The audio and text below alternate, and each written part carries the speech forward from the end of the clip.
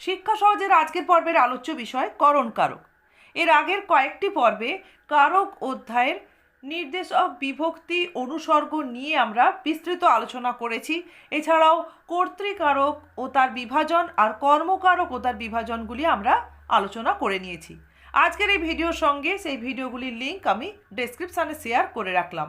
তোমরা চাইলে এই ভিডিওটির পরে সেই আগের অংশগুলো রিভিশন করে নিতে পারো। আজকে আমরা জানব করণ কারক কাকে বলে, কি করে আমরা বাক্যের কোন পদে করণ কারক হয়েছে তা চিহ্নিত করতে পারি, আর সেই সঙ্গে করণ কারকের যে 8টি বিভাজন রয়েছে সেই বিষয়ে বিস্তৃত আলোচনা। তাহলে আমরা প্রথমে জেনে নিই, চলো করণ কারক কাকে বলে। বাক্যের যে কর্তা সে সেই বাক্যস্থ ক্রিয়াটি যার দ্বারা সম্পন্ন করে থাকে সেই পদটিকে আমরা করণবাচক পদ বলে অভিহিত করি। বাক্যের ক্রিয়াপদের সঙ্গে করণ সম্বন্ধযুক্ত সেই পদের সম্পর্ককেই বলা হয় করণ কারক। তাহলে আবারও একবার বলছি, বাক্যের কর্তা যার দ্বারা বা যা দিয়ে বা যাকে দিয়ে ক্রিয়াটি সম্পন্ন করে থাকে সেই পদটিকে বলা হয় বাক্যের করণবাচক পদ। বাক্যের ক্রিয়াপদের সঙ্গে সেই করণবাচক পদের সম্পর্ককেই বলা হয় করণ কারক। যেমন ধরো, আমি একটা দৃষ্টান্ত বলছি যে কৃষকেরা দা দিয়ে ধান কাটছে। প্রথম দৃষ্টান্ত এখানে দেখো একটি বিভাজনেই দেয়া রয়েছে। তাহলে কৃষকেরা হচ্ছে বাক্যের কর্তা, ক্রিয়া হচ্ছে কাটে। তাহলে কৃষকেরা এই কর্তা কাটা ক্রিয়াটা দা দ্বারা সম্পন্ন করছে। তাহলে এই দা পদটি হচ্ছে এখানে করণবাচক পদ। এরপরে আমরা এখানে পেয়ে গেলাম এই দৃষ্টান্তে যে কর্তা কিসের দ্বারা ক্রিয়াটি সম্পন্ন করছেন। আমরা এই কাটা ক্রিয়াটা কিসের দ্বারা, না দা দিয়ে। তাহলে ক্রিয়াকে প্রশ্ন করতে হবে কি দিয়ে বা কিসের দ্বারা। তাহলে বাক্যের ক্রিয়াকে কি দিয়ে বা কিসের দ্বারা দিয়ে প্রশ্ন করলে আমরা বাক্যের করণবাচক পদটি পাবো। সবসময় মাথায় রাখতে হবে, ক্রিয়াকে কি দিয়ে বা কিসের দ্বারা দিয়ে প্রশ্ন করে যদি আমরা বাক্যের রেখাঙ্কিত পদটি পাই তাহলে বুঝবো সেই পদটিতে করণ কারক হয়েছে। এরপর চলো আমরা যাই কারকের যে এই করণ কারকের যে বিভাগগুলি রয়েছে। প্রথমেই দেখো রয়েছে সাধন বা যন্ত্রাত্মক করণ। তাহলে সাধন বা যন্ত্রাত্মক করণ বলতে কি না, আমরা যখন দেখব যে বস্তু বা যন্ত্র দিয়ে বাক্যস্থ ক্রিয়াটি সম্পন্ন হচ্ছে কর্তার দ্বারা, মানে যে যন্ত্রের দ্বারা বা যে বস্তুর দ্বারা বাক্যস্থ ক্রিয়াটি কর্তা সম্পন্ন করছেন সেই যন্ত্র বা বস্তুটি হচ্ছে সাধন বা যন্ত্রাত্মক করণের দৃষ্টান্ত। যেমন কৃষকেরা দা দিয়ে ধান কাটে। তাহলে এখানে দা পদটি দেখো একটি যন্ত্র, তাই এটি হচ্ছে যন্ত্রাত্মক করণের দৃষ্টান্ত। এছাড়াও আমরা বলতে পারি যে ছেলেটি ছুরিতে হাত কেটে ফেলেছে।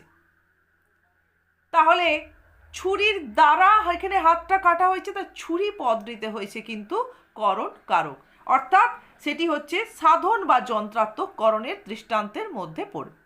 তোমরা পরীক্ষায় অনেক সময় ভেরি শর্ট অ্যান্সার টাইপে কোশ্চেন পেতে পারো যে একটি সাধন বা যন্ত্রাত্মক করণের দৃষ্টান্ত দাও, বা একটি দৃষ্টান্ত দিয়েই বলা হলো যে বাক্যের রেখাঙ্কিত পদটিতে কি করণ হয়েছে। তাহলে করণ যে কারক হয়েছে প্রশ্নে তোমরা জেনেই গেলে, এবারে সেই রেখাঙ্কিত পদটি কি ধরনের করণ। তাহলে তোমাদের এই করণের যে বিভাজনগুলি রয়েছে প্রত্যেকটি বিভাজন কিন্তু ঠিকঠাক করে বুঝে রাখতে হবে। এরপর চলো 2 নম্বরে রয়েছে দেখো উপায়াত্মক করণ। এখানে আমরা কি বলবো না, যে উপায় দ্বারা বাক্যের ক্রিয়াটি সম্পন্ন হয় সেই উপায় হচ্ছে উপায়াত্মক করণ। যেমন কথার বাহাদুরিতে কারো পেট ভরে না। এই বাহাদুরির দ্বারা পেট ভরে না, এখানে বাহাদুরি কথার বাহাদুরি, অর্থাৎ এখানে বাহাদুরি পদটিতেই হয়েছে করণ কারক। এখানে কথার পদটি কিন্তু সম্বন্ধ পদে চলে যাচ্ছে, অতএব শুধু বাহাদুরিতেই আমরা দাগ দেব করণ সম্বন্ধ নির্দেশ করার জন্য। তাহলে বাহাদুরিটা হচ্ছে একটা উপায়, এখানে এটা হচ্ছে উপায়াত্মক করণ। বা আমরা যদি বলি ব্যায়ামে স্বাস্থ্য ভালো হয়, তাহলে ব্যায়াম হচ্ছে স্বাস্থ্য ভালো করার একটা উপায়, তাই ব্যায়ামটা হয়ে গেছে উপায়াত্মক করণ। এরপর 3 নম্বরে দেখো রয়েছে হেতুময় করণ। আমরা হেতু বা কারণ অর্থ বোঝাতে বাক্যে হেতুময় করণকে পেয়ে থাকি। হেতু বা কারণ বোঝাতে বাক্যে হেতুময় করণ কারক পেয়ে থাকি। যেমন কি, ছেলেটি ভয়ে বাখারা হলো। তাহলে এখানে ভয়ের দ্বারা হলো বাখারা, আসলে কি ভয়টা এখানে কারণ, তাহলে এটা হেতু বোঝাচ্ছে, তাই এই করণ কারককে বলা হচ্ছে হেতুময় করণ। এছাড়াও আমরা এই সাধারণত যে এই হেতুময় করণের ক্ষেত্রে দৃষ্টান্তে যে ব্যাকরণ বই তোমরা খোলো না কেন দেখবে যে ভয় দেই বলেছে, ভয়ে লোকটির প্রাণ কেঁপে উঠল, তাহলে ভয় পদটি হচ্ছে কিন্তু হেতুময় করণের দৃষ্টান্ত। এরপর চলো 4 নম্বরে দেখো কি রয়েছে, কালাত্মক করণ। দৃষ্টান্ত কি না 12 মাসে 1 বছর, তাহলে সময় বা কাল জ্ঞাপক করণকে বলা হবে কালাত্মক করণ। এখানে এই 12 মাসে পদটি হয়েছে কালাত্মক করণ। এটা মানে 12 মাসের দ্বারা 1 বছর হয়, এটি করণ কারক এবং এটি কাল জ্ঞাপক, তাই এটা কি কাল জ্ঞাপক বা কালাত্মক করণ বলে আমরা চিহ্নিত করব। এরকম অসংখ্য দৃষ্টান্ত তোমরা পেতে পারো, যেমন 7 দিনে 1 সপ্তাহ, তাহলে 7 দিনে পদটি হয়েছে কালাত্মক করণ, বা 5 দিনে কাজটা হয়ে গেল, তাহলে 5 দিনের দ্বারা, তাহলে 5 দিনে এই পদটা হয়ে গেছে কিন্তু কালাত্মক করণ। এরপর দেখো 5 নম্বর ভাগে রয়েছে লক্ষণাত্মক বা উপলক্ষণে করণ।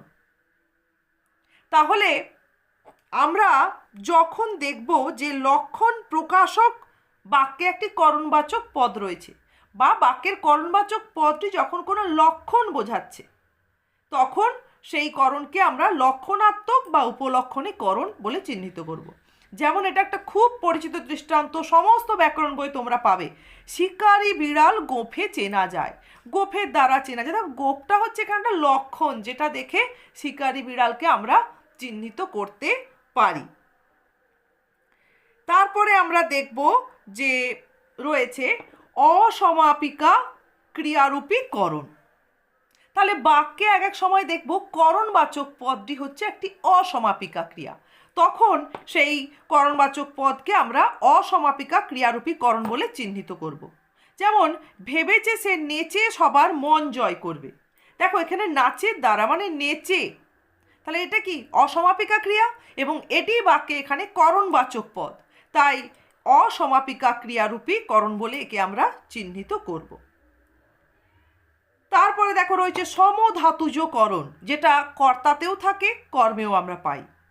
সমধাতুজ করণ কি না বাক্যের ক্রিয়া যে ধাতু থেকে জাত, সেই ধাতু থেকে যদি বাক্যের করণবাচক পদটি জাত হয়, তখন সেই করণকে বলা হবে সমধাতুজ করণ। কি বাঁধনে বেঁধেছ মোরে, এটাও একটা খুব কমন দৃষ্টান্ত, প্রায় সব ব্যাকরণ বই পাবে। তাহলে ক্রিয়া কি বেঁধেছ, বাঁধ ধাতু থেকে জাত এই ক্রিয়া, ঠিক বাঁধ ধাতু থেকে দেখো করণবাচক পদটি জাত হয়েছে বাঁধনে, তাহলে এটি হচ্ছে সমধাতুজ করণের দৃষ্টান্ত। এরপরের দেখো ভাগ রয়েছে করণে বিপসা, অর্থাৎ বাক্যে করণবাচক পদের পুনরুক্তি ঘটলে, পরপর দুবার ব্যবহার ঘটলে তাকে বলা হচ্ছে করণে বিপসার দৃষ্টান্ত। পুষ্পে পুষ্পে ভরা সাক্ষী, পুষ্পের দ্বারা সাক্ষী ভরে উঠেছে, তাহলে এখানে দেখো করণবাচক পদের পরপর দুবার ব্যবহার রয়েছে, এটি হচ্ছে করণে বিপসার দৃষ্টান্ত। করণ কারকের ক্ষেত্রে সাধারণত তোমরা মাথায় রাখবে যে এর উপবিভাগগুলির ডেফিনেশনের চাইতে দৃষ্টান্ত দিয়ে জানতে চাওয়া হয় এটি কী ধরনের করণ, বা জানতে চাওয়া হয় একটি কালাত্মক করণের দৃষ্টান্ত দাও বা একটি হেতুময় করণের দৃষ্টান্ত দাও। তাই এখানে আমাদের ডেফিনেশনের থেকে উপবিভাগগুলির করণের যে ভাগগুলি রয়েছে সেখানে এদের প্রয়োগ আমাদের সুন্দর করে তৈরি করে রাখতে হবে। আজ তোমরা ভালো করে করণ কারকটি তৈরি করো, এবং আজকের এই ভিডিওর ডেসক্রিপশানে আমি করণ কারক নয় অন্যান্য যে কারক সংক্রান্ত ভিডিওগুলি রয়েছে তার লিঙ্ক শেয়ার করে রাখলাম।